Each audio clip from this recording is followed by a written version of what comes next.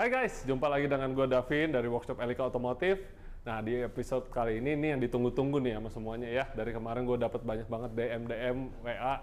Mana bro videonya yang mobilnya di dyno? Nah, hari ini gue bahas komplit pokoknya tuntas buat kalian. So, jangan kemana-mana, ikuti terus gue di video kali ini.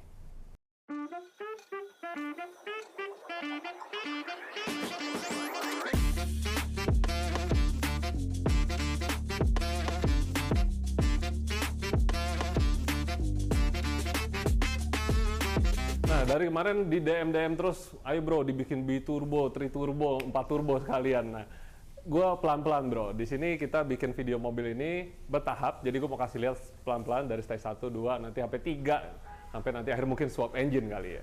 Nah, di video kali ini, kalau kalian ingat di video sebelumnya gue udah ada ganti beberapa parts. Nah, di sini kita ada tambahan lagi dikit nih. Ya, kalau ini sih aksesoris saja, ini dari Proline. Pipa ini adalah guide buat angin ke radiator ya, biar dapat anginnya lebih bagus.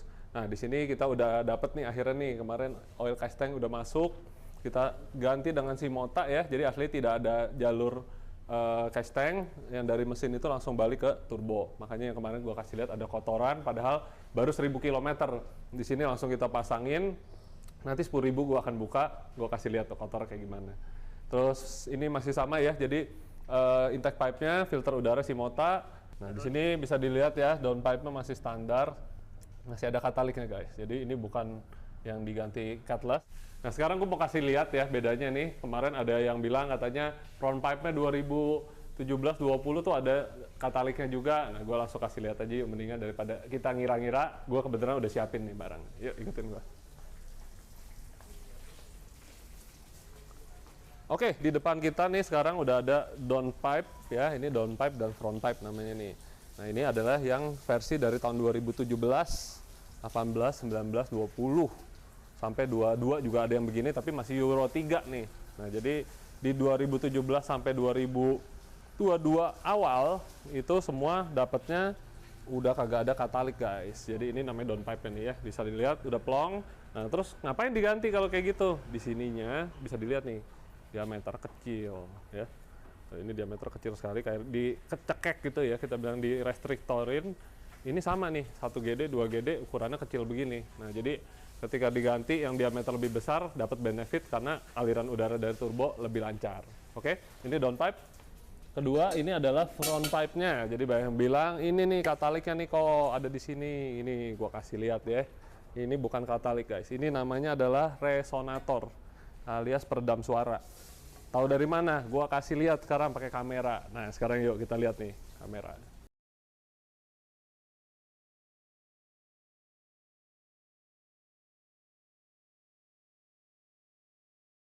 Nah, yang namanya catalytic converter itu dia penyaring gas buang, oke, untuk mengurai racun-racun dari mesin keluarnya, jadi biar keluar CO2 gitu.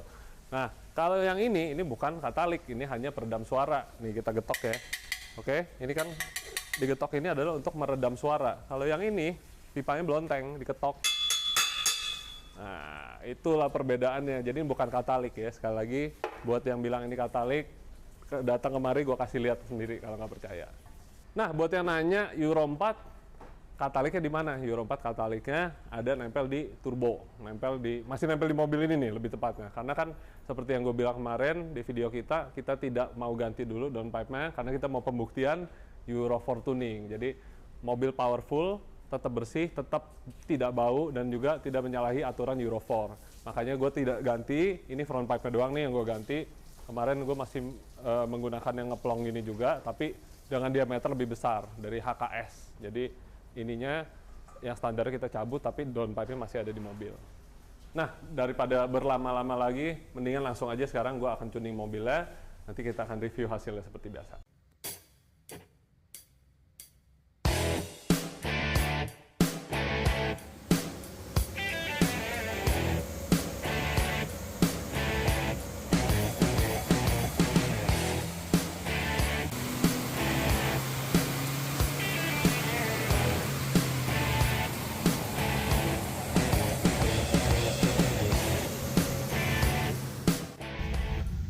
Nah guys, tadi kita udah dapet power ya, cukup bagus, 203 wheel horsepower. Kita tadi kita dapat tanpa asap dari knalpot. Sekarang gue mau coba nih, kita program lagi tuningan baru gue. Yang ini tidak ada EGR nih, kita matiin EGR. Kita lihat naik apa enggak sih powernya dengan EGR dimatiin.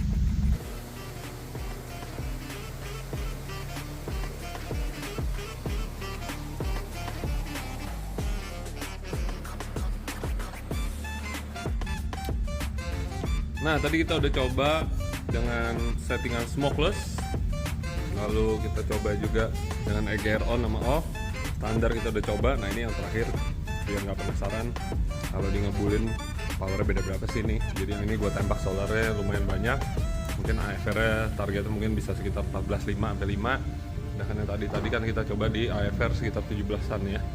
Kita lihat lagi setelah yang satu ini.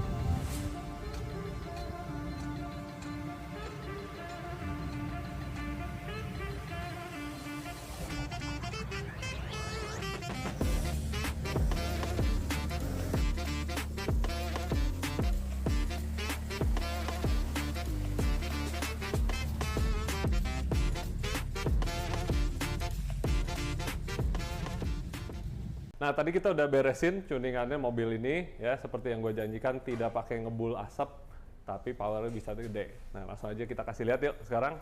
Di sini standarnya sudah diukur dengan parts yang udah kepasang ya, jadi bukan standar ting-ting nih. Jadi standar yang udah dipasang part bolt on ya kita bilangnya ya. Jadi ada penggantian kayak filter udara, terus udah gitu pipa intake, bukan intercooler, masih standar. Intercoolernya juga hanya mufflernya bagian habis downpipe ke belakang udah diganti dengan HKS.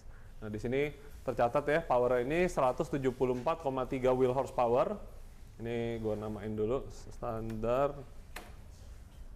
Oke, 174,3. Di sini gue melakukan pengetesan juga tadi ya, dengan EGR dinyalain sama EGR dimatiin, bedanya apa? Tapi dengan tuningan yang sama ya. Di sini kita kasih lihat juga warna biru ini adalah yang tuningan tanpa asap, dua-duanya tanpa asap sih intinya. Tapi yang satu ini EGR dimatiin, yang warna merah, yang warna biru ini adalah EGR dinyalain. Memang ada sedikit kenaikan power, sekitar 1 sampai 2 horsepower ya. Tapi ya itu, ketika kita nyalakan EGR, itu akan mengurangi emisi gas buang, karena N2O-nya itu akan turun. Karena oksigen yang masuk ke dalam mesin dibatasi dengan adanya tembakan exhaust gas daripada yang di belakang itu ditembak balik ke depan gitu. Jadi buat kalian lebih milih mana? Apakah mengutamakan performance banget lalu bodo amat dengan emisi gas buang segala macam, ataukah kalian lebih memilih tetap powerful tapi emisi tetap terkontrol? Nah, itu aliran berbeda, tapi silahkan pilih sendiri deh di sini. Oke, powernya di sini bisa kita lihat ya, dari bawah sampai atas kenaikannya sangat-sangat linear. Ini kita bilang sih masih stage 1 ya. Jadi belum ganti intercooler, belum ganti nozzle, turbo segala macam. Naiknya lumayan guys. Jadi dari standar 174,1 wheel horsepower, kita naik tadi sampai 204,5 wheel horsepower. Nah, di atasnya kenapa dia ngedrop begini? Karena di atasnya udah gue cekek solarnya. Karena gue tidak mau ada asap. Ini kalau kita tembak lagi solarnya, dikucurin, pasti lebih bulat lagi, lebih gede lagi grafiknya. Tapi di sini seperti yang gue janjikan tadi, gue tidak mau pakai ngebul-ngebul asap hitam. Emisi gas buangnya juga tetap pastinya masih oke, karena kita tidak terlalu banjir sekali. Nah, di sini torsi juga bisa dilihat, kenaikan torsi, jadi ini jauh lebih bulat ya dari bawah. Ini dimana standar kayak begini nih, naik turun. Nah, ini yang kita udah tuning dari RPM 2400 saja, ini torsinya udah 524,5 Nm on wheel. Ya, di mesinnya itu udah sekitar 700 Nm. Nah, standar itu hanya 441 di RPM 2600. Oke, on engine-nya artinya power yang tadinya aslinya sekitar 240-an ya, sekarang kita dapat sampai 200 berapa nih? 285,7 horsepower on engine. Ya, jadi kata pabrikan sih cuma 205 atau 210 gitu, tapi ya inilah hasil yang didapat. Ternyata hasilnya standarnya udah gede. Nggak tahu Toyota colong spek apa bagaimana, tapi ya intinya yang ditampilkan di sini adalah hasil aktualnya. Nah, ini adalah jawaban ya dari gua buat yang kemarin bertanya apakah bisa tetap Euro 4 tapi hasilnya bisa tanpa ngebul, tanpa mati ini itu. Nah inilah hasilnya guys ya. Jadi kita udah buktikan mobil tidak harus ngebul, tidak harus jorok kotor-kotoran, ganggu orang untuk bisa kencang. Nah, jadi buat kalian yang berminat, yang punya Euro 4, mau dicuning seperti ini, langsung aja mampir ke workshop kita. Nanti kita bikin seperti ini masih stage 1. Abis ini kita akan tes dulu di jalan, lari kayak gimana, sebelum kita akan modif lagi ke step berikutnya. Oke, jangan lupa untuk subscribe juga kita di YouTube, Instagram, dan Instagram TV kita, biar kalau ada video baru kalian gak ketinggalan. Oke, kalau gitu gue pamit diri dulu sampai sini, sampai jumpa lagi di video berikutnya. See you guys.